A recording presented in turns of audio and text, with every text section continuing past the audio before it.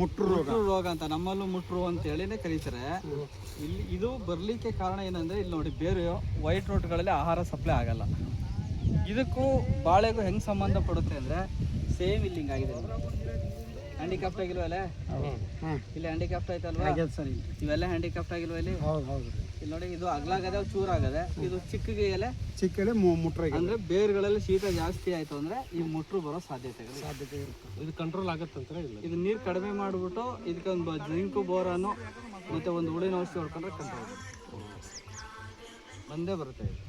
ಅಂದ್ರೆ ಬೇರು ನೋಡಿ ಯಾವ ಥರ ಆಗಿದೆ. ಅದೇ ನಾವು ಇನ್ನೊಂದು ಯಾವುದು ಈರುಳ್ಳಿ ಬಿಟ್ಟು ನೋಡಿ ಮತ್ತೆ ಇದೆಲ್ಲ ವೇಸ್ಟೇಜಾ ವೇಸ್ಟೇಜ್ ಇದು ನೋಡಿ. ಇದು ಫೈಟ್ ಇದೆ, ಫೈಟ್ ಇದೆ. ಇದು ಚೆನ್ನಾಗಿದೆ, ಫೈಟ್ ಇದೆ, ಚೆನ್ನಾಗಿದೆ. ಬೇರು ವೈರು ಇದೆಲ್ಲ ಚೆನ್ನಾಗಿದೆ. ಈಗ ನಾವು ಇಲ್ಲಿ ಬಂದು ನಿಮಗೆ ಮಾಹಿತಿ ಕೊಟ್ಟಿದ್ದು ಏನು ಅನ್ನಿಸ್ತು ಸರ್? ಭಾಳ ಒಳ್ಳೇದು ಅನಿಸ್ತದೆ.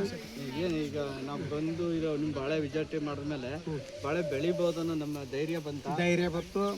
ಪದೇ ಸರ್ ಕಡೆಯಿಂದ ನಾವು ಇನ್ನೊಂದಿಷ್ಟು ನಮ್ಮ ಅದ್ರ ಬಗ್ಗೆ ಏನಾದರೂ ಸಲಹೆಗಳನ್ನು ತಗೊಂಡು ಉತ್ತಮ ರೀತಿಯಾಗಿ ನಾವು ಇಳುವರಿಯನ್ನು ಪಡೆಯೋದ್ರಿಂದ ನಮಗೇನು ಅನ್ನಿಸ್ತದೆ, ಲಾಭದಾಯಕ ಆಗ್ತದೆ.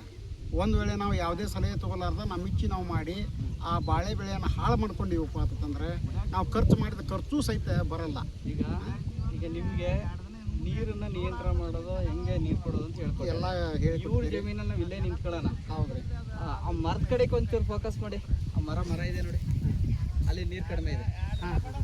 ಗಿಡ ನೋಡಿ ಇದ್ದೇವೆ, ಬೆಳವಣಿಗೆ ಬಂದಿದೆ, ಹೈಟ್ ಬಂದು.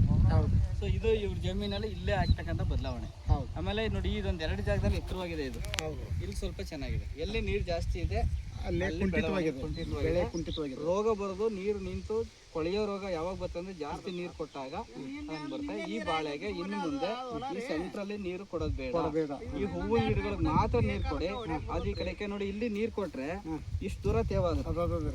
ಇದು ಈ ಬೇರೆ ಇಲ್ಲಿ ನೀರು ಇದ್ದೇ ಇರುತ್ತೆ. ಅದು ತಗೋತ ನೀರನ್ನ ದೂರ ಕೊಡಿ, ನೀರು ಕಂಟ್ರೋಲ್ ಮಾಡಿ. ಬರ್ರಿ ಬೇಗ್ರೆ.